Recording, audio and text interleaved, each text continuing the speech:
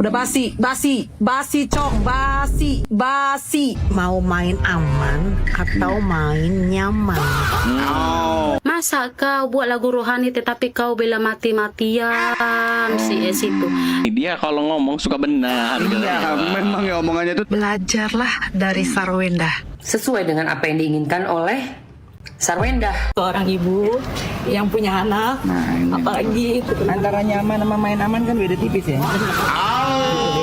Pindah rumah harus berkabar dulu, harus dikonfirmasi dulu.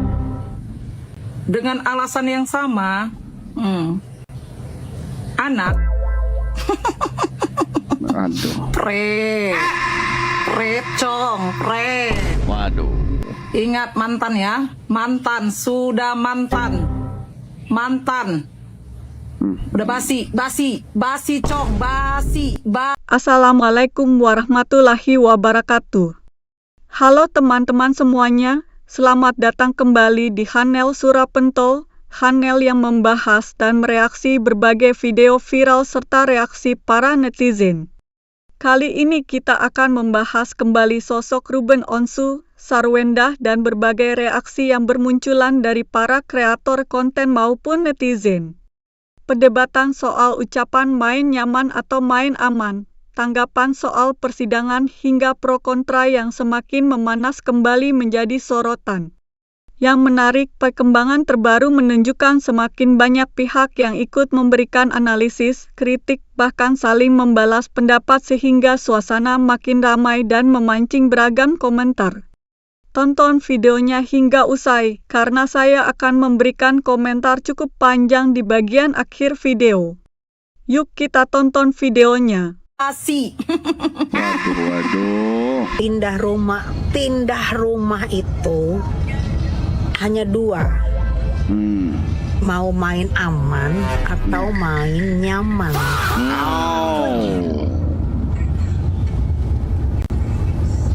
Mau aman atau mau nyaman?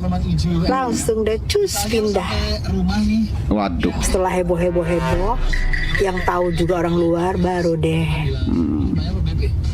diberitahu ayah.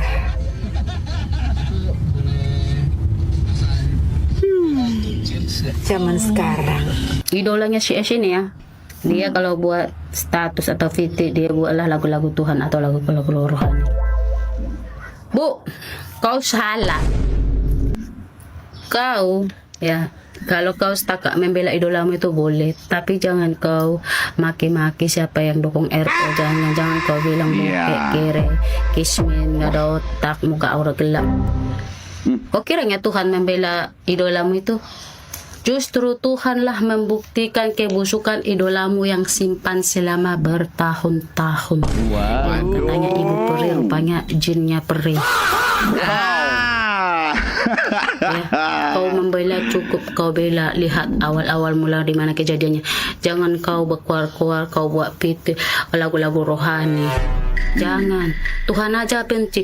Masa kau buat lagu rohani tetapi kau bela mati-matian si Es itu? Sampai kau mengandalkan Tuhan, sedangkan Tuhan aja pun benci orang yang kayak gitu. Nggak usah kau sebut-sebut lagi Tuhan. Nggak ada Tuhan memberkati itu.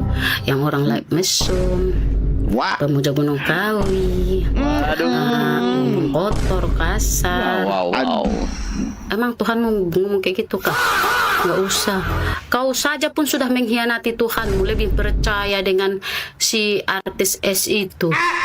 Sampai kau menghina-hina netizen yang lain. Kau bilang yang bela RO itu miskin lah, kere lah, bokeh lah, aura gelap lah, jelek lah, otak dangkal lah, inilah.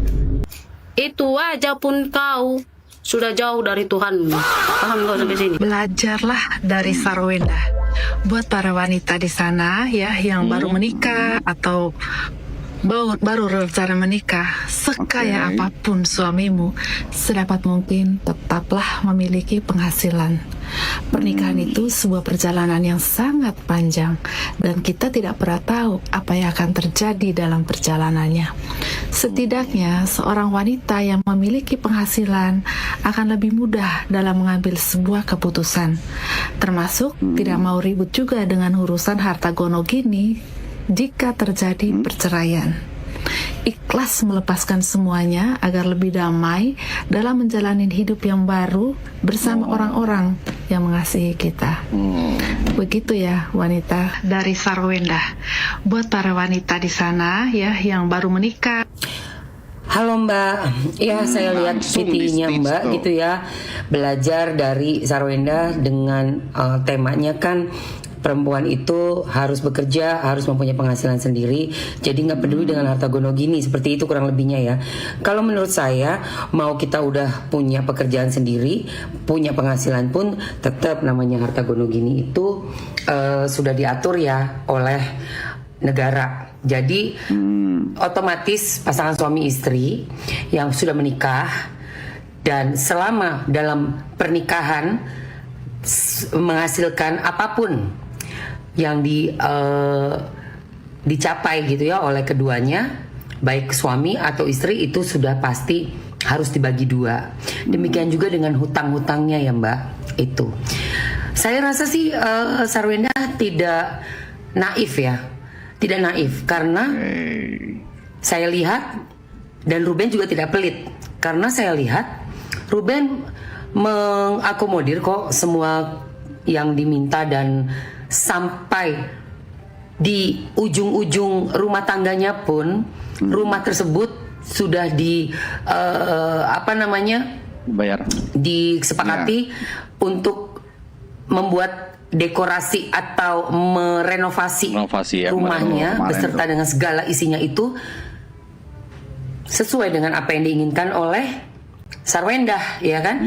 Bahkan penunjukan untuk kontraktornya adalah keluarga Sarwenda sendiri. Itu udah hebat banget loh Mbak. Jarang tuh laki-laki yang mau seperti itu. This is not a smiley face gitu ya. This is not a smiley face. Cenderung lebih ke sad ekspresi face, lagi nih nggak ya. senang gitu ya. Karena situasi juga ini berusaha untuk menenangkan diri itu di momen-momen ini ya. Ini kan tanpa teks. Kalau saya kan ngomong tanpa teks. Jadi ada beberapa bagian yang kemudian kalau teman-teman perhatikan memang kalau tanpa teks itu kalimatnya bisa jadi ada beberapa yang berulang. Ini sama sekali tidak ada yang berulang. Jadi artinya berarti itu sudah diformulasikan dan diformat, kalimatnya udah sangat baik gitu ya. Jadi artinya dia bisa membaca dan kemudian ngelihat beberapa kali, lihat dari sudut matanya itu kan ngelihat ke kiri atau ke bawah. Nah itu Iya, kelihatan lihat banget. teksnya Jelas. itu untuk memastikan supaya kalimatnya benar-benar bisa terformat atau dalam format yang masih online atau inline dengan apa yang mau disampaikan. Di momen ada di bagian ini yang kemudian false rumors ya, itu dia ngeliat mukanya lebih lebih kencang, terus kemudian tarikan ini bola pupil mata yang membesar, means happy dengan itu, not happy, lebih ke a little bit anger gitu ya. Jadi dia mulai, saya nggak suka dengan situasi itu. Seorang ibu yang punya anak, apalagi anaknya juga perempuan. Saya pastinya maunya yang terbaik buat anak-anak saya. Jadi saya nggak mau nanti ketika mereka besar, mereka melihat seperti ini. Saya nggak mau itu. Jadi saya juga akan berusaha kok. Ya selama ini juga saya berusaha untuk menafkahi mandiri Nangis ya, saya. nangis bang. Jadi Jago aktingnya jago. Waduh. rumah juga semuanya. Jadi ya lebih baik akan saya sehat supaya saya bisa menjaga anak-anak saya. Bun, tadi ketrigger pas Bang Chris bilang bahwa mungkin ada Yeye jadi terungkit-ungkit ya Bun. Belum lama juga Yeye kan baru setahun ya. Mungkin itu jadi tadi bikin Bunda akhirnya nggak bisa nahan air mata nih Bun. Gimana Bun? Nah itu yang saya mau tanggapi ya dengan sangat tegas ya. Pertanyaan saya begini. Baik Pak. Kalau orang tua kita punya pengalaman, punya keahlian di bidang pembangunan. Ya, terima kasih banyak. Kan ada acaranya. Kemarin dia sempat dikait-kaitkan sama Catherine Wilson gimana sih? Enggak, itu teman-teman ngaji, banyak teman-teman yang lain ada selfie juga, banyak teman-teman ngaji. Kabarnya dia juga untuk dari sekolah baru, kenalan sama anak-anak gimana kesampai tadi nanti juga semua dia lakukan begitu. Antara nyaman sama main aman kan beda tipis ya. Makasih banyak. Wow, merindingnya. Wow, klasik. banget sih. Gile. Itu beda. Wow. Gimana ya? Wow, keren sih. Jujur keren.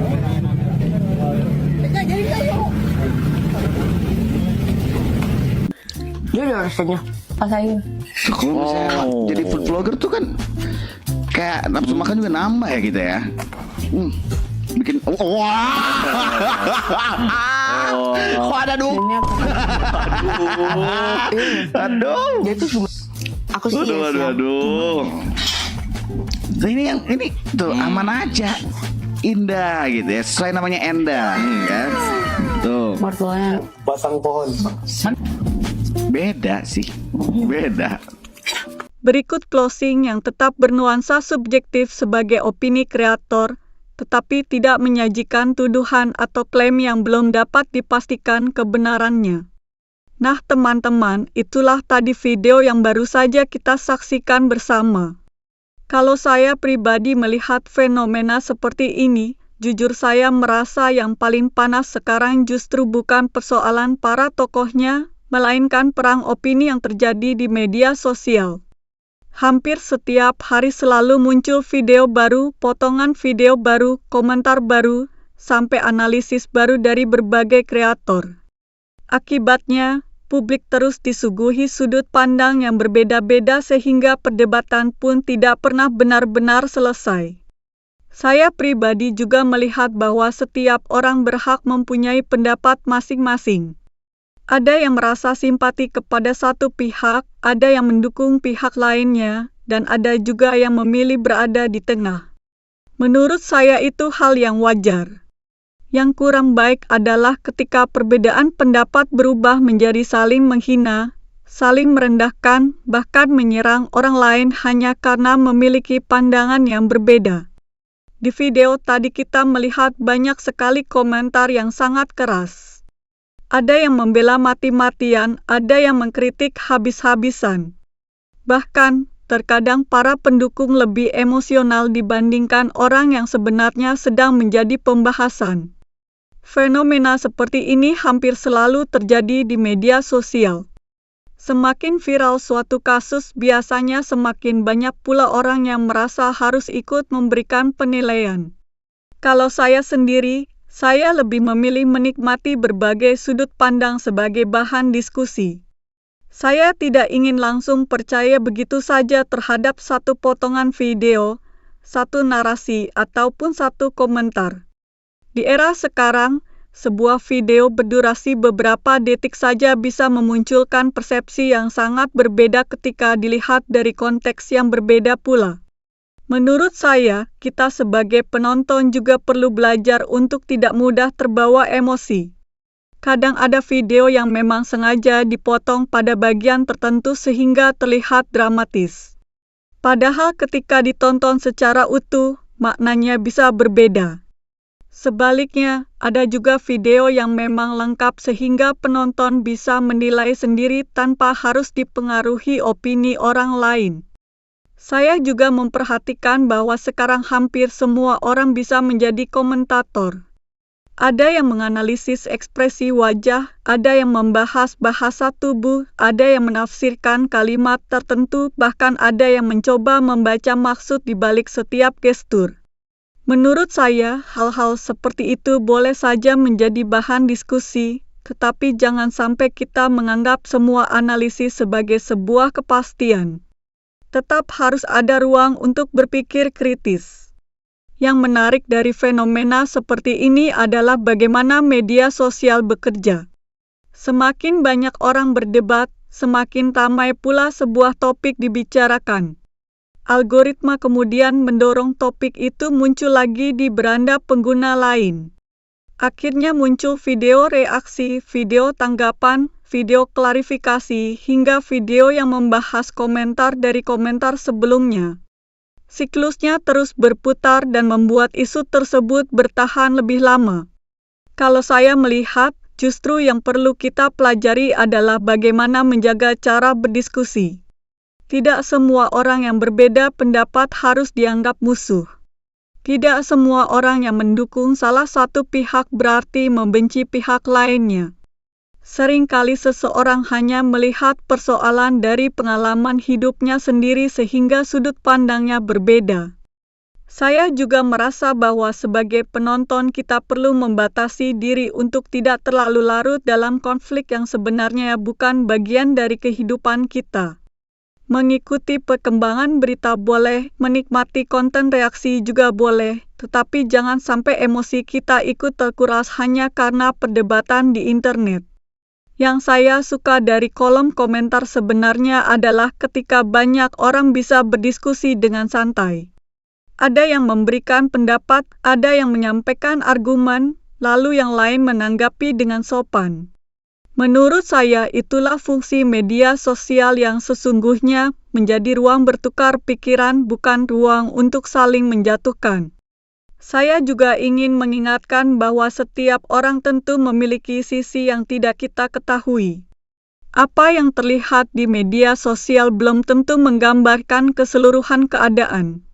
Karena itu, saya pribadi selalu berusaha untuk tidak terlalu cepat mengambil kesimpulan hanya berdasarkan potongan video yang viral. Terlepas dari siapa yang benar atau siapa yang salah menurut masing-masing orang, saya berharap semua pihak yang terlibat bisa menemukan jalan terbaik.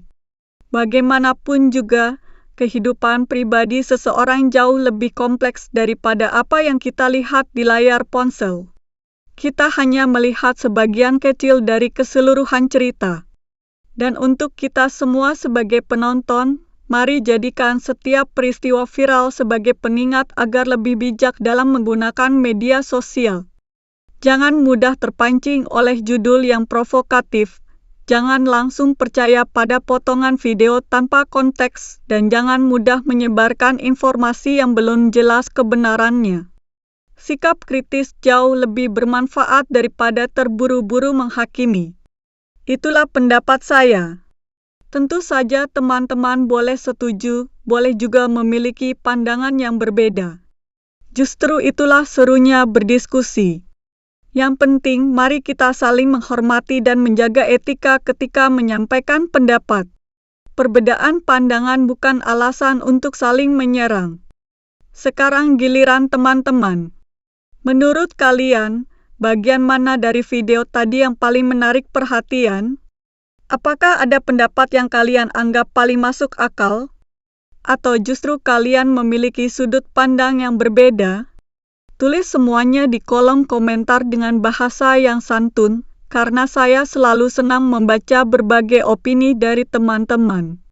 Kalau kalian menikmati video seperti ini, jangan lupa tekan tombol like, subscribe, dan aktifkan lonceng notifikasi supaya tidak ketinggalan video reaksi terbaru dari Hanel Surapentol. Terima kasih banyak sudah menonton dari awal sampai akhir. Saya pamit undur diri. Wassalamualaikum warahmatullahi wabarakatuh. Sampai jumpa di video berikutnya.